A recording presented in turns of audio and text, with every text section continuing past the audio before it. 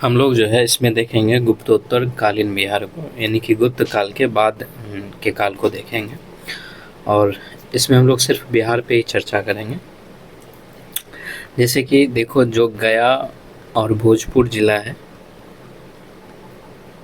भोजपुर जिला, यहाँ से कुछ अभिलेख प्राप्त हुए हैं और इस अभिलेख द्वारा जानकारी प्राप्त होती है, ठीक है, जानकारी प्राप्त होती है कि 6ठी शताब्दी ईसा पूर्व में, ठीक है, 6ठी शताब्दी ईस्वी में बिहार के कुछ भागों में, बिहार के कुछ भागों में परवर्ती गुप्त शासकों की जानकारी मिलती है, परवर्ती गुप्त शासकों की जानकारी मिलती है, ठीक, मिलती है। और ये जो परवर्ती गुप्त शासक हैं, इसी को जो है कुछ इतिहासकार जो है इसे उत्तर गुप्त भी कहते हैं, या फिर इसको मगध गुप्त का भी नाम देते हैं, ठीक। यानी कि गया और भोजपुर जिला से कुछ अभिलेख प्राप्त हुए, जिससे जानकारी प्राप्त होती है कि 6ठी शताब्दी ईस्वी में बिहार के कुछ भागों में परवर्ती गुप्त शासकों की जानकारी मिलती है। और परवर्ती गुप्त शासकों को इतिहासकार जो है, कुछ इतिहासकार उत्तर गुप्त या मगध गुप्त भी कहते हैं। जैसे कि जो अपसड अभिलेख है, अपसड अभिलेख, ठीक है, इसके अनुसार क्या है कि जो उत्तर गुप्त था, या फिर इसको क्या कहा जाता है, मगध गुप्त, इस वंश का संस्थापक जो है कृष्णगुप्त था, कृष्ण गुप्त को माना जाता है, ठीक है।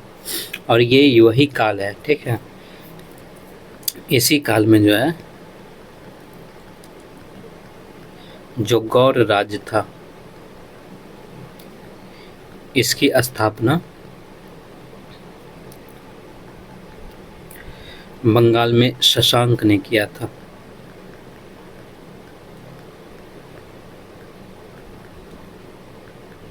ठीक है।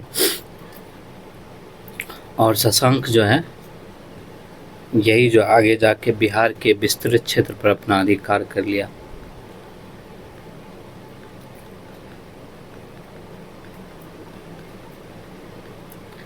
अधिकार कर लिया।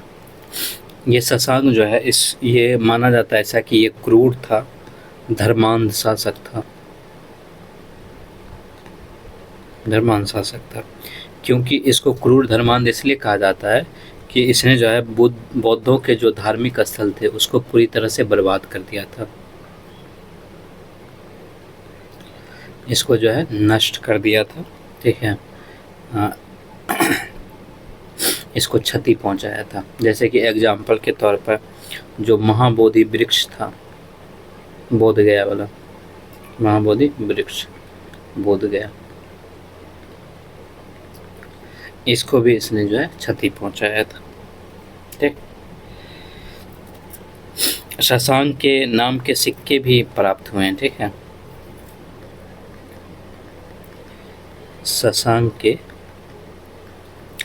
नाम के सिक्के एवं मोहरे ये भी प्राप्त हुए हैं।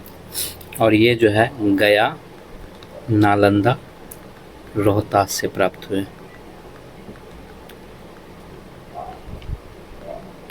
प्राप्त हुए। आपने देवगुप्त का नाम सुना होगा, इसने शशांक से मित्रता की थी, ठीक है, शशांक से मित्रता इसने किया और मित्रता करके कन्नौज के मोखरी शासक को, मोखरी शासक, इसका नाम ग्रहबर्मन था, इसके विरुद्ध लड़ाई लड़ा था, लड़ा। और इसी युद्ध में जो शशांक है वो ग्रहवर्मन को मार दिया था, ग्रहवर्मन को मार दिया, ठीक है। और इसी के ग्रहवर्मन के मार देने के प्रतिशोध में, ठीक है, जो राजवर्धन था इसने देवगुप्त को मार दिया था, राजवर्धन देवगुप्त को मार दिया था ग्रहवर्मन के प्रतिशोध में। ऐसा कहा जाता है कि आदित्य सेन नाम का शासक जो है ये परवर्ती गुप्त का शक्तिशाली शासक था, गुप्त वंश का सबसे शक्तिशाली शासक था।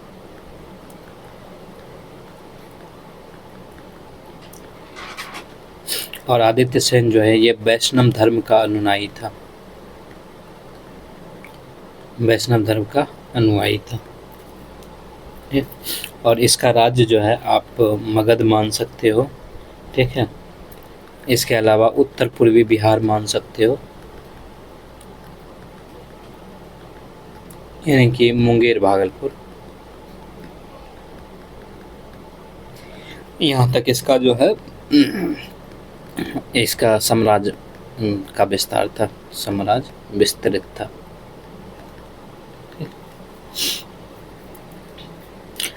जो परवर्ती गुप्त है इसका अंतिम शासक वो जीवित गुप्त द्वितीय था, जीवित गुप्त द्वितीय ये अंतिम शासक था, ठीक है।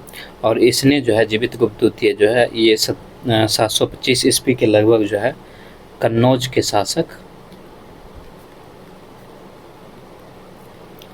इनका नाम यशोवर्मन था, कन्नौज के शासक का नाम यशोवर्मन था, इसका वध कर दिया था, ठीक है। और वध करके जो है इसने मगध पर नियंत्रण किया था।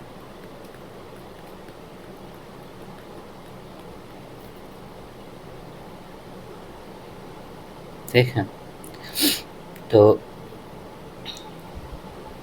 ठीक है, कन्नौज के शासक यशोवर्मन ने जो है जीवित गुप्त द्वितीय को मार दिया, ठीक है, यानी वध कर दिया। और कन्नौज के शासक यशोवर्मन ने मगध पर नियंत्रण कर लिया, ठीक। इसके अलावा आपने बाणभट्ट का नाम सुना होगा, इनका भी जन्म बिहार में हुआ था और बिहार के जो है औरंगाबाद में हुआ था, औरंगाबाद जिला। अगर प्रखंड का नाम याद रखना है तो हंसपुरा प्रखंड में हुआ था, हंसपुरा प्रखंड में इनका जन्म हुआ था, ठीक। बस यही था गुप्तोत्तर कालीन बिहार में। आगे हम लोग जो है पाल कालीन बिहार देखेंगे।